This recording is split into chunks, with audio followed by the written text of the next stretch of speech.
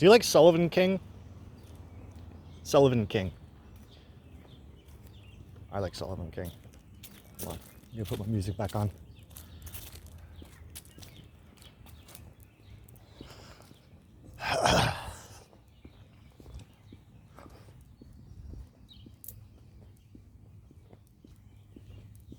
Well, I don't really have anyone else to talk to. So, I'm gonna come out here, like, of course I have to talk to my phone.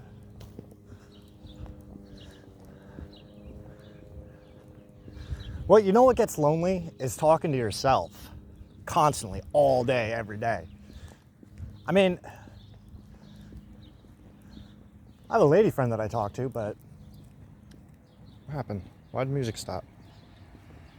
The alarm went off, of course. What would be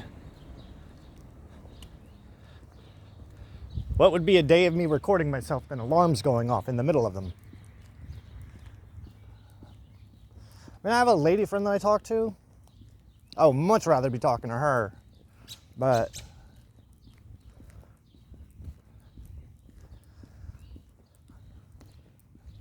my time is usually consumed with talking to myself.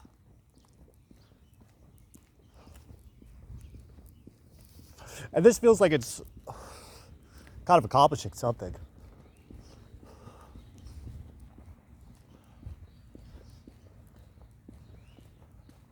It feeds my ego. That's why I love this. This is like my favorite thing in the entire world. Because I'm psychic. So what happens is, just normally throughout my day, like I'm constantly getting all of these voices and entities that try talking to me. Not try talking to me, there's no try. They talk to me.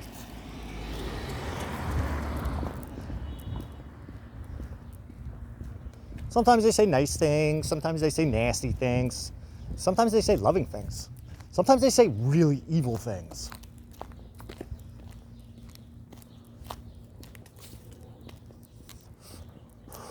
For the longest time, I couldn't stand it. I hated it. I would have to drink just to fucking hear myself think. It was the only way to clear all the static out of my head. But I always noticed that when I drank, my inside voice always had all the best things to say.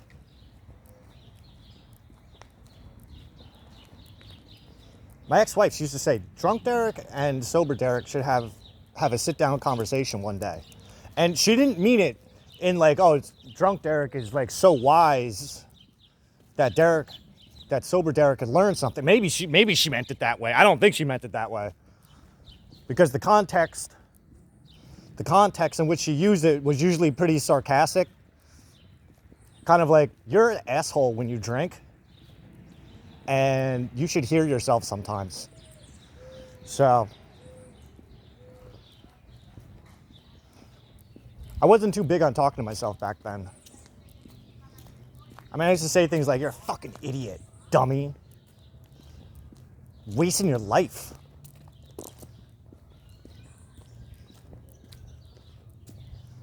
Or I'd be thinking like, you are so much better than this. You don't deserve this kind of treatment from people.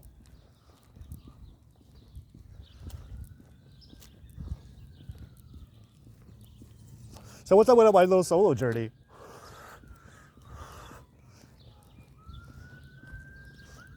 I really had to face all those parts of myself, like all the really nasty and gnarly stuff. The grimy and grungy stuff. But there was one consistent factor that continued to present itself to me time and time again, which was I love the sound of my own voice. I mean, these aren't secrets. These aren't like the most occult secrets you could ever learn. I mean, ever since I was a child, I thought I was God. Or at least the son of Satan. Always wanted to be.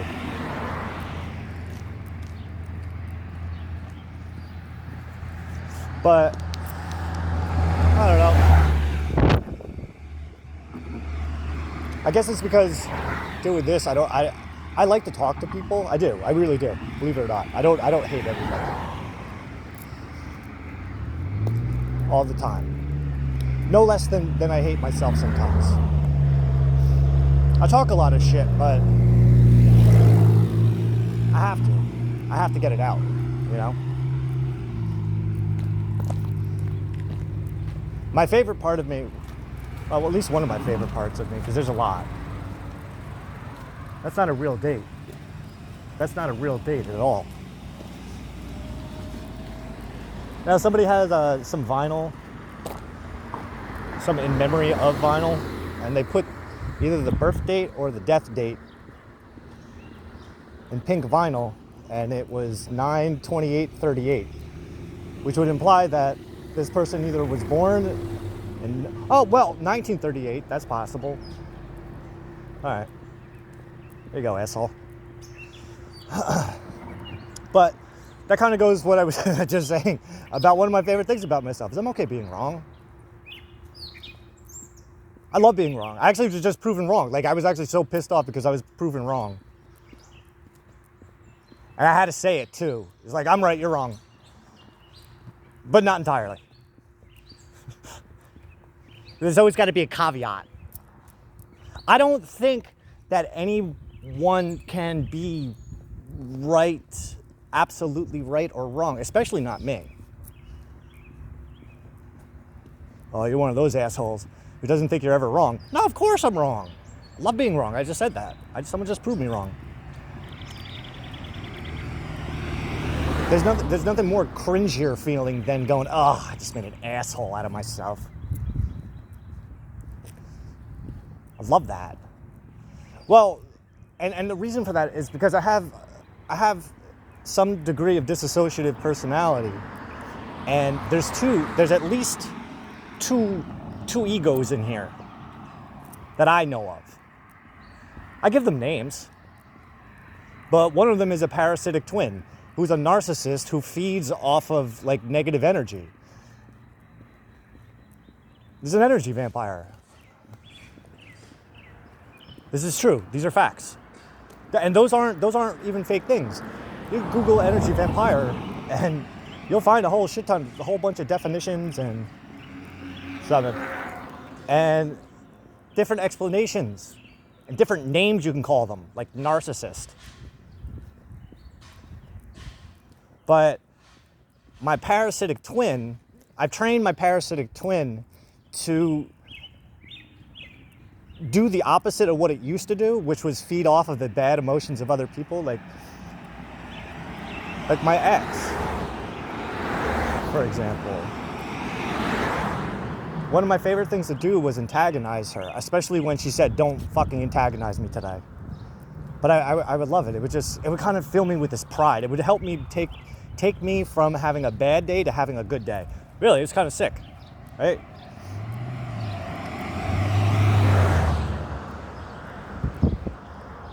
But what...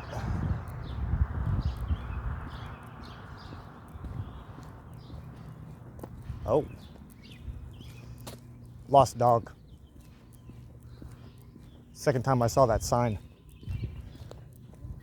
In a different place, though. No, but now my parasitic twin, instead of feeding off of the negative feelings of other people, feeds off the negative feelings that my other ego feels. Which is when it's proven wrong. It has to look at some gross truth that makes me, I don't want to think about that. I don't want to think about it, but the other one wants me to think about it. Because it gets off on cringe. It's like that episode of Rick and Morty where they went up against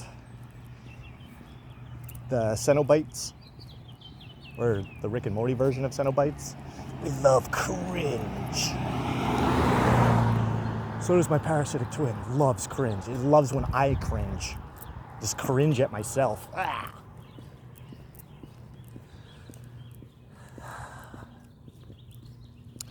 But I also like to feed my ego, not just beat the shit out of it and fucking tell myself how awful I am. Sometimes I like to hear about how great I am.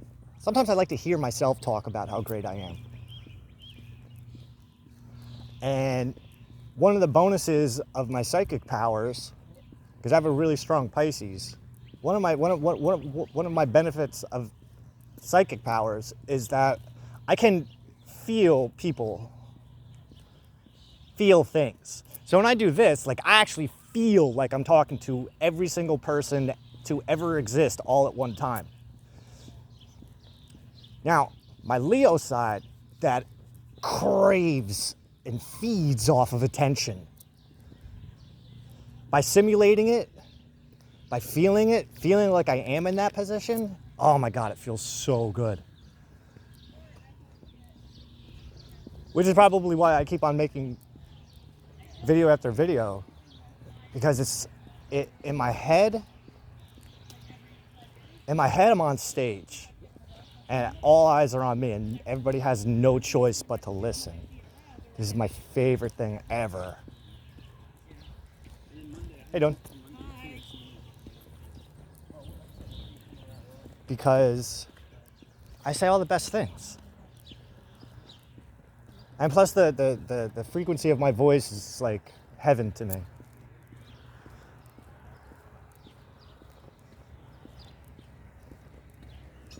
Plus I listen to myself talk and go, wow, you're a fucking genius. No. I can't help it. Watch. Everything I say is stupid and ignorant and dumb. Ah, bleh. I don't like that feeling. I love that feeling. I say all the worst things. I'm dumb, I'm ignorant. I'm actually so ignorant, I'm ignorant to everything that I'm ignorant to, which is everything.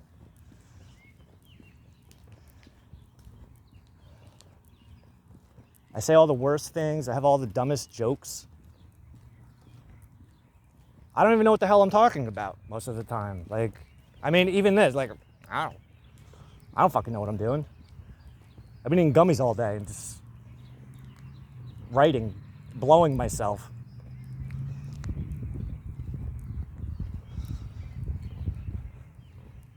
Patting myself on the back.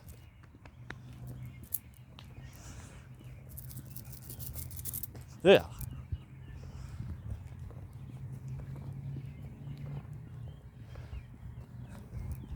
Nah, but really, I'm like the fucking greatest thing ever. Which feels like a problem. It feels like that might turn into an issue. But I was raised to kind of be modest. I can't though. Like, it's like putting me in a fucking straitjacket. I love talking about myself because I think everything I do is amazing.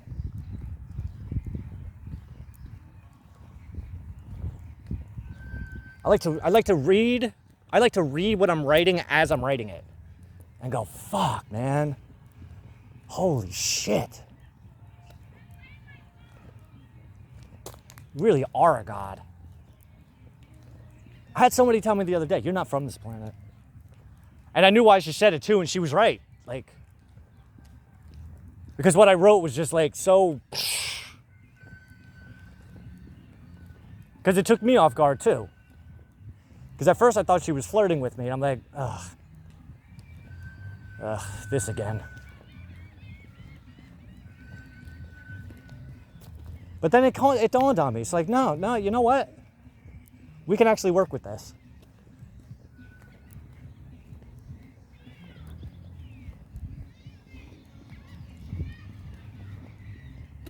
I already know I'm hot. That's like, it's like, you ever see Pulp Fiction? You know the scene where they're all in fucking Quentin Tarantino's kitchen, they're all drinking coffee, and it's like real awkward silence, and Samuel L. Jackson, when Julian sips the coffee, he's like, damn, Jimmy, this is some good coffee. And Jimmy's just like, Jimmy ain't having it. Jimmy's like, Jules, I already know that my coffee's the best. I'm the one that buys it. When my wife buys it, when Bonnie buys it, she buys shit. That's why I buy the expensive gourmet shit, because I want to taste my fucking coffee. But the issue here is not the coffee in my kitchen.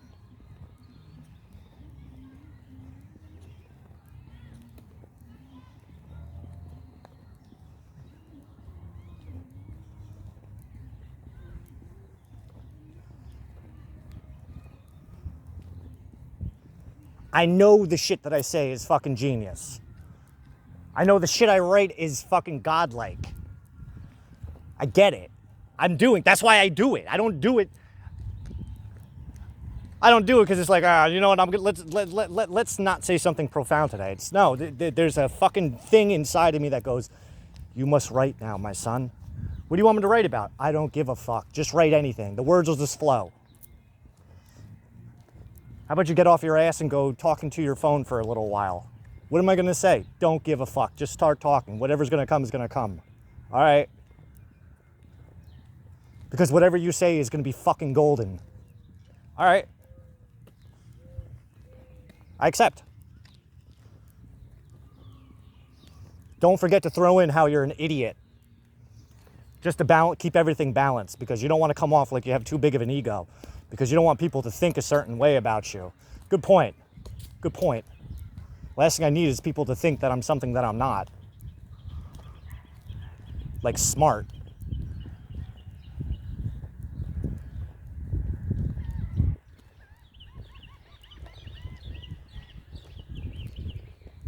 What good would that do? That would be bad.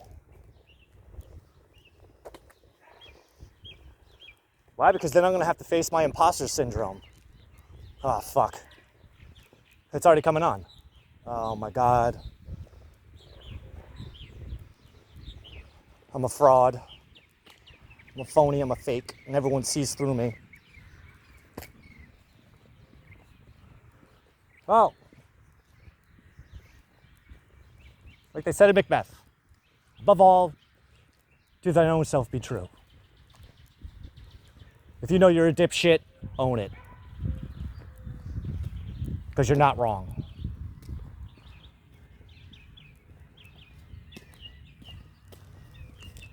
Oh, this is like one of my favorite songs. Ministry turned me on to it. It's The Light Pours Out of Me by Magazine. Back in the 90s, Ministry was doing a tour, and Ogre from Skinny Puppy decided that he wanted to go along with them. So, at least once per show. Well, every show, Ogre would come out and perform this song. It's a fucking badass song. There's a cool version of it on YouTube.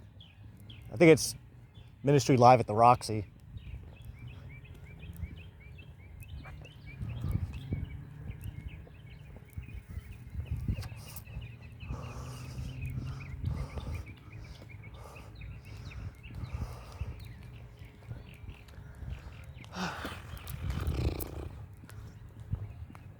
This is what you do all day? No, sometimes.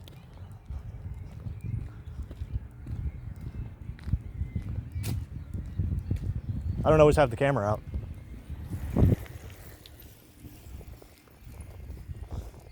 Sometimes I'm just talking to myself. The conversations with myself don't normally go like this. I mean, I don't know how to even do that. How do we do that? You take the camera away from your face. Don't point the camera at your face, and then you can talk to yourself like there's nobody there. Okay. So, what do you want to talk about? Whatever the fuck you want to talk about. I don't really give a shit. You're the one doing this. You just listen to the commands. All right. So, should I talk to you or should I talk to the phone? Do whatever the fuck makes you happy. Do as thou wilt, my son. Because I don't really give a fuck. I'm just enjoying the weather. And that cigarette.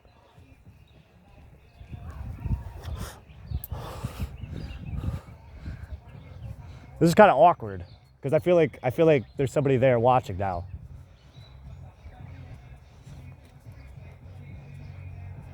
How can I talk to myself like I talk to myself when no one's around? When The phone thing. I have to turn the phone off. I can't even do this. Yeah, but you're already doing it. All right. You got a point. But this is, I don't know how I like this. And it's not about liking it. It's about just doing it.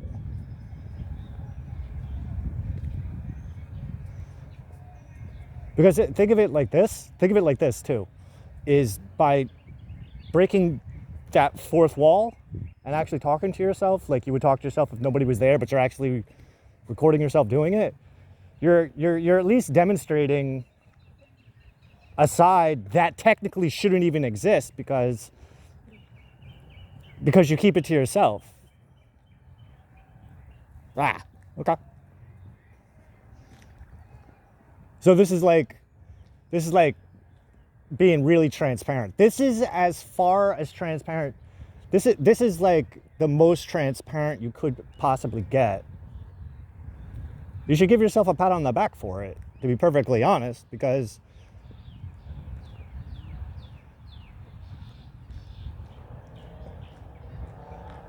why? Well, because you're doing it. Because you're taking the risk of doing it. That's why. See, because technically what you're doing is you're simulating an audience by having that thing. So you're actually doing something. And it's not like you haven't done this before. What the fuck are you talking about? Because I'm remembering that time in New Hampshire where you were doing it in the store. You always do it in the store. Yeah, but that's because I kind of got pushed.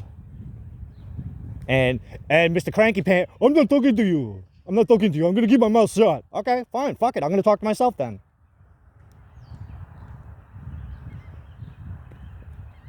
So I have done it before. Then you should be able to do it again without a problem. All right, fair enough. So that's what it's like when nobody's around.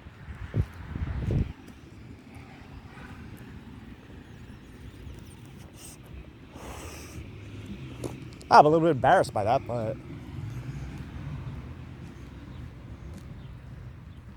girl with dreadlocks. I like dreadlocks.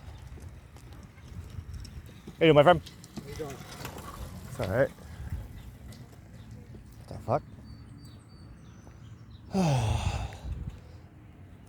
No, this is like my special spot. This is the crossroads between the shady part of town and the other part of town. My mom doesn't want me going to the shady part of town anymore because I smoked crack there once. How you doing?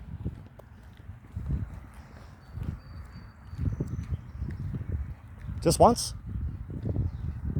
Well, I mean, there's other reasons why I can't go down there. It's just because when I go down there, I end up going on adventures and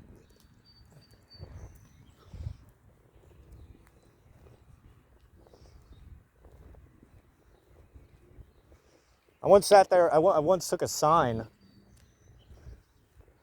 I made a sign out of cardboard and pens and sat outside the bus station to pull people in to pay me for tarot readings using a deck of demon cards so that I can make enough money to get a trip to LA. Did it work? No. But I ended up going on this adventure with this Jewish girl that hadn't done heroin in a week. And I yelled at a cop. I held a knife to some guy's throat. And got kicked out. And had to walk home while my friend, who I had just put a knife to, was pissed off at me for putting a knife to his throat.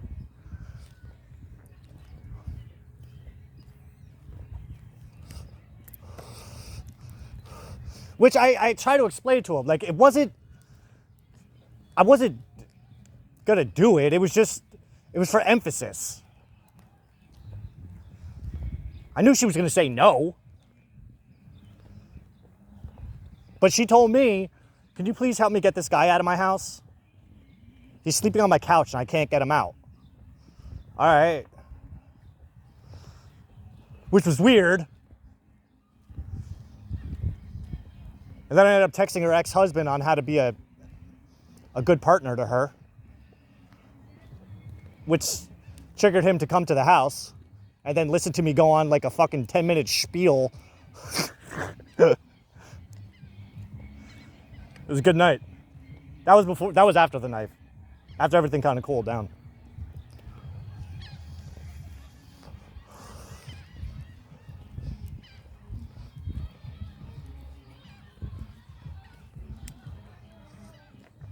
No, but me and that dude, I think a little, like, yeah, it was about a month later.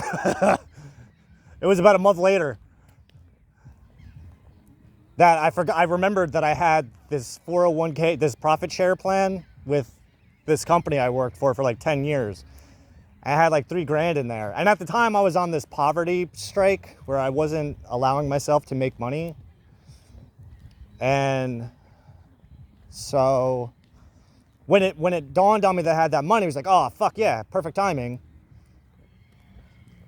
The original plan was to go to Israel. Why? Because I'm one of God's chosen children. That's why.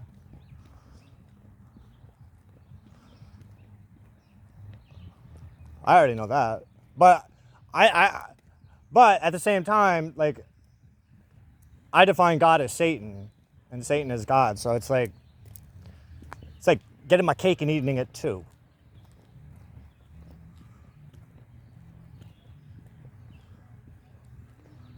My mother once asked me, she's like, what's with this whole Antichrist thing? I was like, I don't, Daddy put it in my head. Because I have a spot. There's a spot like right there. It's like a white circle, right? I know my hair's graying, but there's this one spot, it's like that. It's about the size of a quarter. It wasn't always white. It used to be black. And when I was born, my parents thought it was like a smudge, so they tried cleaning the fucking thing off. But the thing, it's not on the skin. It's just the hair itself. Hyperpigmentation. And so my father used to tell me, he's like, yeah, when you were born, we thought that the spot on your head was the mark of the beast. I knew what that meant. I was proud of that. I love that story. That's like one of my favorite stories. But when I was 18, right around when I was 18 is when like the first white hair sprouted, like right in the center too. I think I saw it, I think it was 2 or 3 at first. But then as the years progressed, it just started to kind of spiral out more and more white. Not necessarily in a spiral, but it spread. And it was only contained to the black area.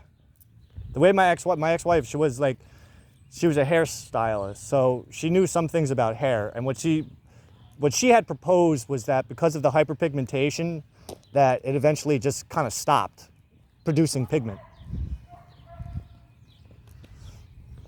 Which made sense. But I also later found out, it's not the first time I heard that either. But I remember we went to a family friend's barbecue, and a dude's wife, she came up to me, and I had known them, like we were friends. We just never went on this trip before, but we got out of the car, she was greeting us, and then she looks inside of my head and she's like, are you psychic? And the first thing that popped in my head was, oh fuck, she's onto us. Say no. Now.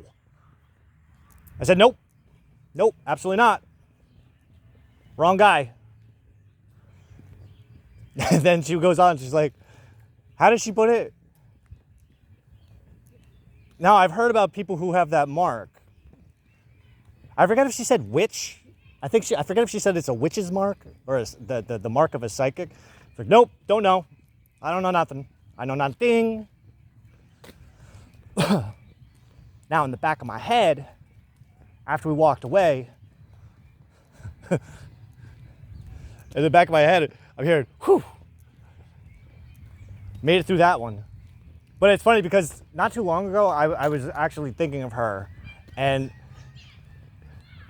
in my mind there was a story playing through my head of what was going on, and she was questioning why Derek would lie about being a psychic.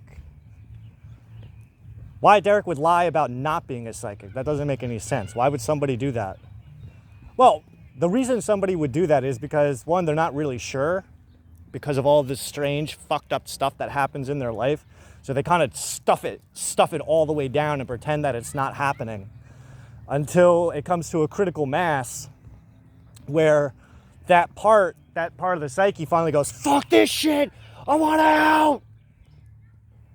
And then, fuck, I gotta look at all that shit again. What the hell? I don't want to see that. And then, oh no, now that I'm looking at that, I gotta look at all the other stuff that I didn't even realize was there. God damn it. And then reality starts coming into question. Like, the worst thing, probably one of the worst feelings I've ever had was having to deal with normal realities not being normal anymore. Like, that was the fucking worst. I don't want to say that I miss it because the imaginary reality that I was living in, that everybody else was kind of living in, is living in, it just doesn't really do anything for me. It doesn't really make much sense. Like in my custom reality, that has been kind of building itself, because it's more than just how do you say it? It's more than just like, oh, okay, this sounds good. Connect the dots. Now there is that, but at the same time, like, I come from the school, like, I can only lie to myself so much before I have to realize that I'm lying to myself. So what I do is I just allow impossible realities to be possible, and then go, fuck it. You know what? I'm gonna give it the benefit of the doubt. And if it's really real, if this aspect of impossible reality is really real, then it really wants to be real, then it's gonna have to work for it. It's gonna have to show me that it's real. How is it gonna show me that it's real? That depends on the situation. I mean, I can't tell you how many times that I've asked for a sign, just some little thing to make me a believer. And you know what's fucked? And I was actually laughing about this before, is like, you ask for a sign, you get the sign, and then you're like, nah, it's in my head. What? No wonder God doesn't like you. Because you think all the miracles and blessings that he throws at you are bullshit. But the same goes with Satan too. Satan sends you all these delicious blessings, and you're like, nah, I ain't real. I'm guilty. Like, there's still shit that happens in my life that I go, nah, that's not happening.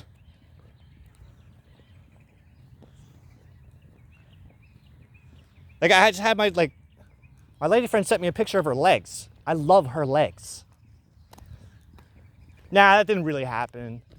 It's like one of the things I love to see. Nah, it's just in my head. My sister sends me like sexy food pics of the food, not her. She'd be pissed if I said, I'm actually, I just remembered something. But she sends me like these pictures of the food that she makes, and it's like, fuck yeah. And you tell a woman that you like her cooking, they'll send you pictures all motherfucking day. Because my sister makes all the best stuff. I was telling her the other day how I want to put her cheese balls in my mouth. Fried goat cheese. Who the fuck makes fried goat cheese? Probably more people than her, but she's the only one sending me them.